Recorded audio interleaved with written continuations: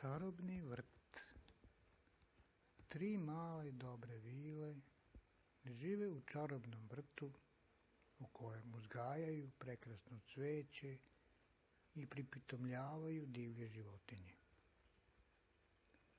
Prvi dan siječnja one polete da izruče srdačne čestitke maloj djeci u čitavom kraju. No u ovo doba vreme je često tako tužno da deca ne žele čak ni da se osmehnu. Stoga ih vile jednim zamahom krila prenesu usred svog vrta. A tamo jedan veliki beli labud poziva posetioce da se suspentraju na njegova leđa i vodi ih niz vodu na osunčeni otok, gdje se uprkos oštroj zimi cveće rasvetava u snijegu.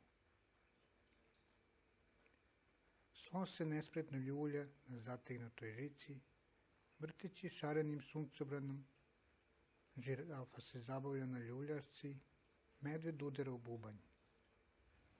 Malo dalje, majmuni šalju deci vatrene poljupce, ptice pevaju njihovu čast,